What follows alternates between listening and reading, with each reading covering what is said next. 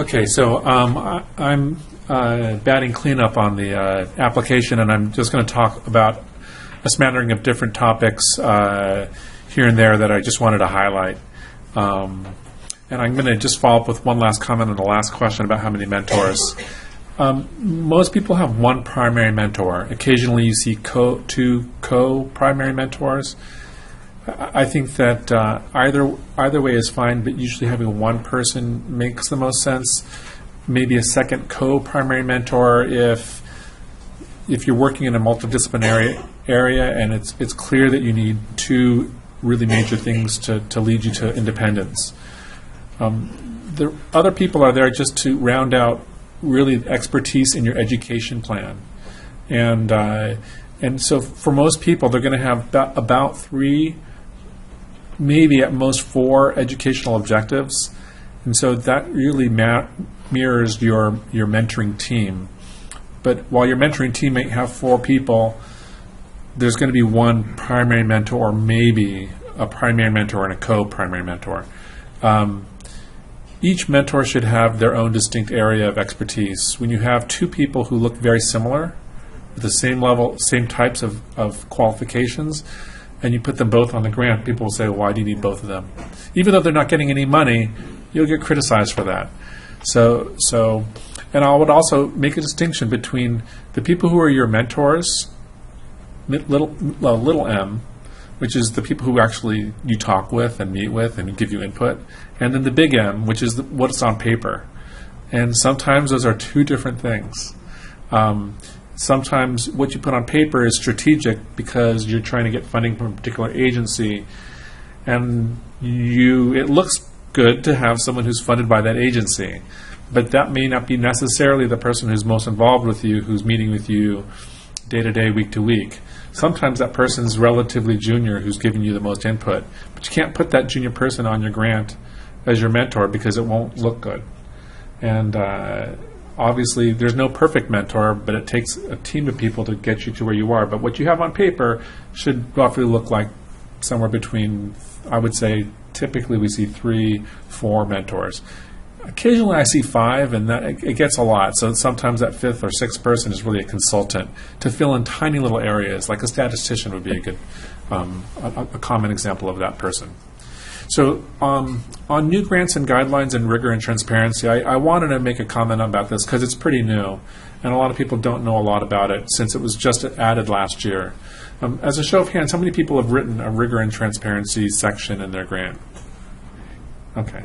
So, I have for the first time. I submitted a grant last July. So it's a new area. I can't say that I know everything about it personally from my own experience, but I have read most of what NIH has on their websites, and I've talked to a lot of people about what they think it means. So I'll try to interpret my best take on this. So the call for change is really about concerns for reproducibility and transparency in your methods and reporting of findings. And there really are 4 areas of focus: premise, design, variables, and authentication. Some of these go in your research plan, your approach section, and others go outside. So the premise is really the idea of what's the basis of prior knowledge for the proposed research. In the old days when we had 25 pages to write an application, I think it was before you guys were born, a lot of pages. You could write there was a required section called background, and it ended up being a lot of pages of all the science in that field that really was the basis for your project. And since we went from 25 pages to 12 pages, that background section pretty much disappeared.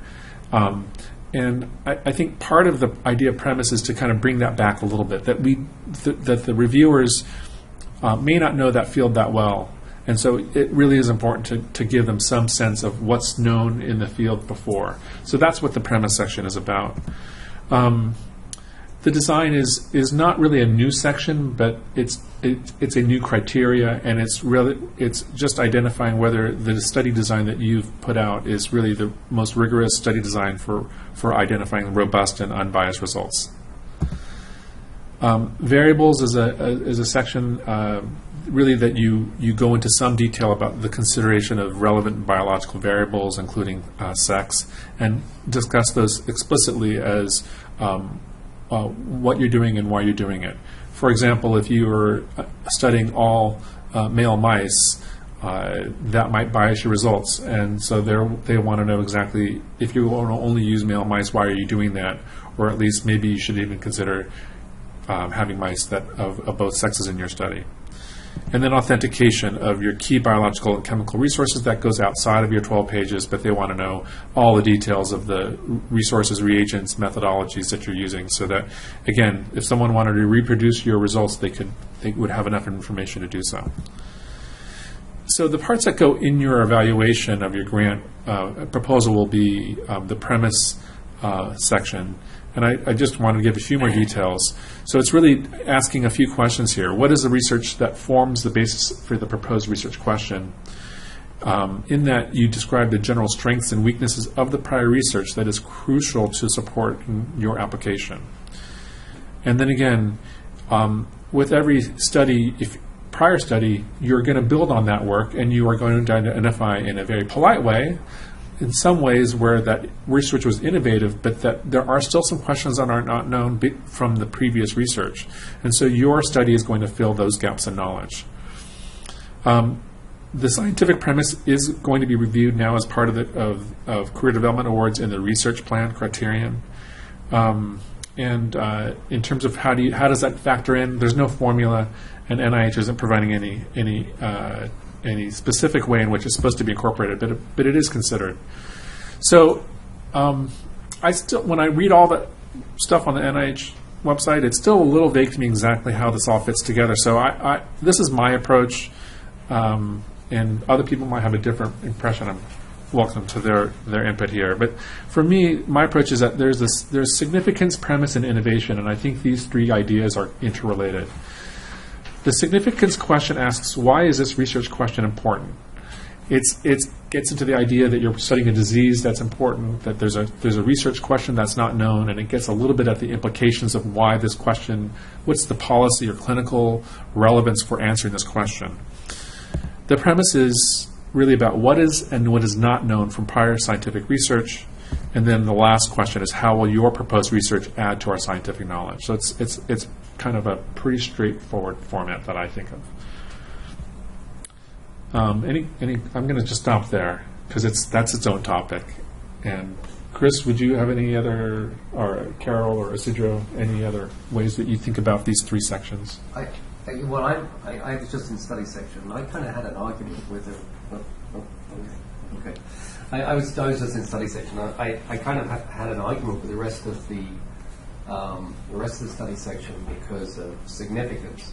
So, they were modeling, different diseases in mice, but there was big problems with those models. And, the significance was, we're going to cure this, that, and the other. But the model wasn't sufficient and had big problems with it. And so I was losing trust. I think one thing you've got to get is trust of the reviewer. And I think if you try to sort of bullshit that significance part, I think you can lose trust of the reviewer. And I think that's what happened with me. I sort of lost trust in the integrity of the review of the application, because it wasn't really a rigorous analysis of whether the model would be good or not. And it was kind of an interesting discussion we actually had, because how do you weight that? How do you weight that? But my advice is to be very honest when you talk about the relevance of your research to a specific problem, and gain the trust of the reviewer that you know what you're talking about. You know that if you're working on, say, some enzyme which has a completely different distribution in humans and mice, but you're trying to find an inhibitor of that enzyme, and you think it's going to help the disease. It may well in mice, but in humans it may have a very, very different effect. And I think you should be upfront about that straight away and gain the trust of the reviewers. It made a difference for me. So I'm sure other reviewers will feel the same way, that they want to know the truth about the models you're using and whether they are really reflective of helping the disease or not. So I found that as an issue of rigor in the significance. Right. And that's a different one. But I agree very much with this. The idea of variables, I mean, now you really have to argue against using males and females.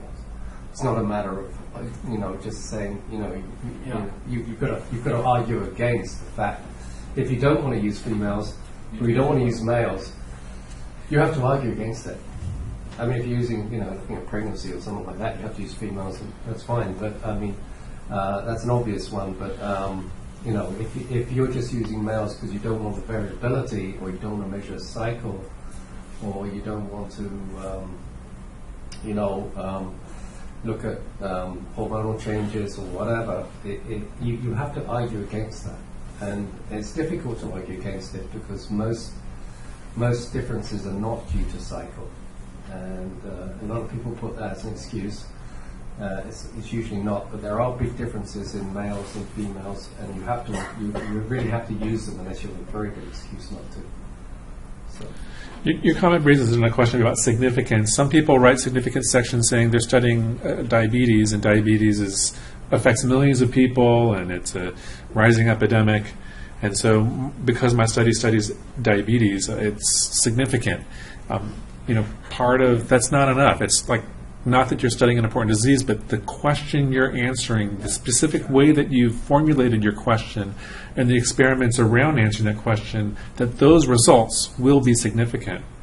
So part of the argument about rigor is, yeah, you've set up some experiments to study some aspect of this disease, and yes, the disease is important, and maybe someday the disease will be cured, but will your results cure the disease? No, that goes into the details of what do we know about it and what your specific answers to your specific questions are going to fill in some important knowledge, and how does that knowledge fit into why we should care about that. So, Isidro. Yeah, the reason I just watched the study section last week, and I can tell you I don't want you to get too overwhelmed by this premise and scientific rigor, because I think I can tell you that at each grant that it was discussed, the officer, the NIH officer, asked this question at the end: is scientific premise included? Is biological thing? And then you say yes or no. It was appropriately addressed. You say yes or no. That's it. And then with the biological things, if you are using mice, for example, do they include males and females, or they include exactly what Chris has said? So it's very important that that's the kind of detail that they want to be sure that we are doing. Whatever you exclude, then you have to be well justified. And I heard a few grants that this one was not addressed, or this one was, and even the whole issue of, we have a limit of space, and the statistical analysis, sometimes you cannot put it all in the 10 pages or the list. And then people put a component in the animal section, for example, or the human section. And this is an issue that be sure that it's complemented, that they do it correctly. And so, but it's basically this NIH person asking, is that included? Did they address it? That's at least in my study section. It was every single grant. It seems like this guy from NIH are asked to, propelled to ask this question for each grant. And then you have to say yes or no. That's it. Yeah. I will add that I just, in my last grant review in the fall, the reviewers differed on that particular question of sex as a biological characteristic and whether it was adequately discussed. Yeah. One reviewer said fine. One reviewer said no. And it wasn't, I have both males and females in my study, but I didn't go into enough detail about whether I thought the results would differ by sex. Yeah. So while it may be poor form for some types of research, I'm a health services researcher, so it can be something that you don't want to just gloss over if you have a heterogeneous sample that includes males and females, you probably should address some aspects of how sex or gender may influence results, just to cover all your bases. So if I read you right, then that didn't impact the overall impact priority score? Well, that is, you scored it no, separate. because I can tell you, I don't know, because I know what people put as a number.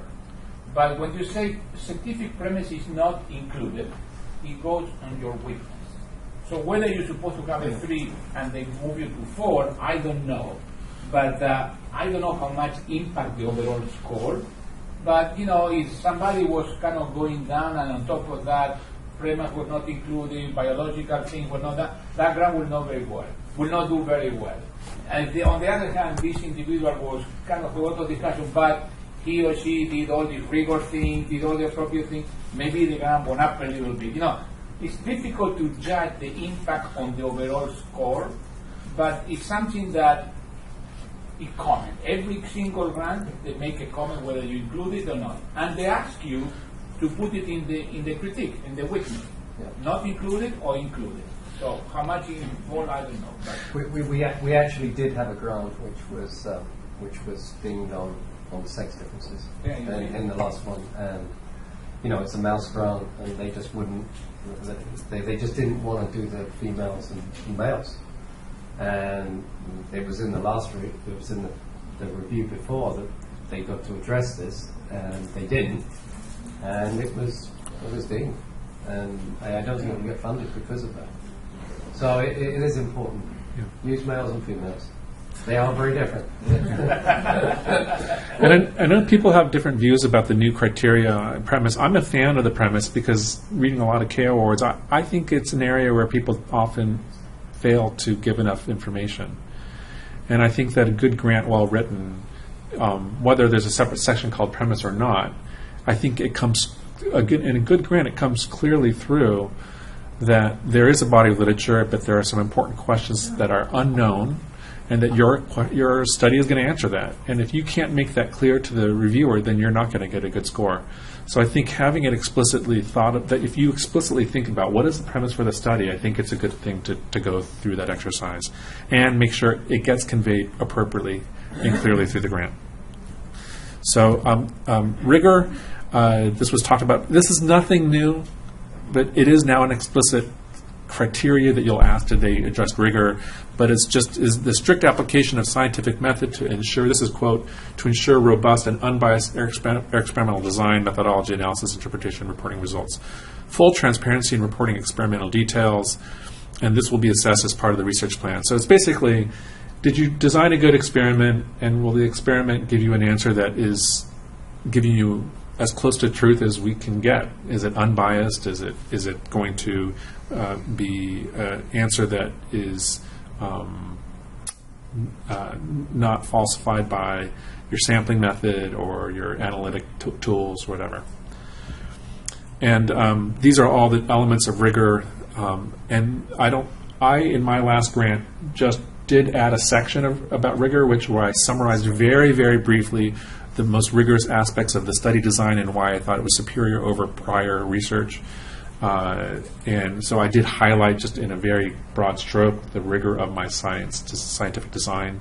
But of course, all the elements of the approach section kind of feed into whether this is a rigorous design. But I put a separate section called rigor so that no one could say at the other end that I didn't address it.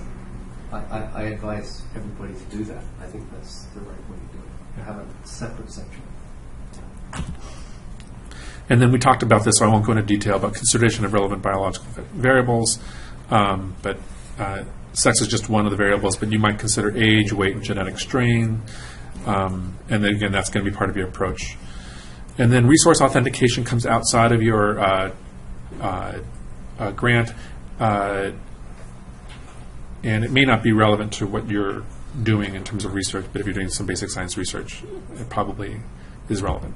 The only issue that maybe is an issue if you use some specific compounds in animals, antibody here or this or that, then they would ask you. Yeah. Is that well documented? You know, where did you get it? If you go get the special mice from there, all these kind of things. It came up on a number of occasions about whether they were well described. That's what I'm saying. And in the past, we used to kind of do it lightly. Yeah. So now they ask you specific whether you did it or not. That's what they say. And it doesn't get counted in your score. Yeah. It's after your It's after the score. score. Yeah. So I give you some web links of some additional instructions, and then I'm going to just talk. I'm not sure that's actually true. That if you have a biological reagent which people are worried about won't do what you think it was going to do. Okay, so it's like an antisense. You put an antisense molecule in, and you're worried that it's not going to work. That can be a scoring issue. I mean, it's not supposed to be, but it will be in people's minds. Yeah. So I think authentication is very, very important. And I've seen a lot of grants be dinged for using reagents like antibodies, which were not characterized, or using viruses, which were not well characterized, and not doing the authentication of the reagents. So although it's not scored as a little unit, it is scored in the minds of reviewers. So I think that's worth remembering. Okay. Yeah, thanks. So now I'm just going to talk about the KL2 grant, which many of you might be applying to. Just an overview, it really is very similar to a K08, K23, K01 type grant, career development for junior faculty who have an appointment in one of the 4 UCLA CTSI institutions. That does include the VA. The work needs to be overall in our award. We like to award the spectrum of science from basic clinical to health services research. Your work, your own individual project, does not need to touch on all 3 topics. It can be in one of those areas of basic clinical or health services research. The structure is very similar to everything you've heard today about K08, K23 awards. And I won't go through a great deal of detail of this because it's all on the web, but this is some of the details. This is highlighting a few of the differences in terms of support. It's a grant that's 3 years total. We say renewable just because we have to renew it every year, and assuming you're making progress, we'll renew it, but it's generally a 3-year grant. And I also say renewable because we are funded in a 5-year slots, and so when we get to the end of our 5 years, your end of your grant might be contingent upon us getting renewed, so that's why we put it just that way. But we are in a new cycle, and we have more than 5 years, so if you get an award this year, you get 3 years. Support is for $75,000 in salary, $25,000 in research support, $4,000 for tuition, $2,000 for travel, and $1,500 for statistical support. So a common question is, so I'm going to a national meeting, can I charge that to my tuition or coursework? The answer is no. That has to come out of your travel budget. If you go to the national meeting and there's a separate workshop that you have to enroll in and pay for, and it's a workshop to learn a technique or something like that, yes, that could come out of your tuition and coursework.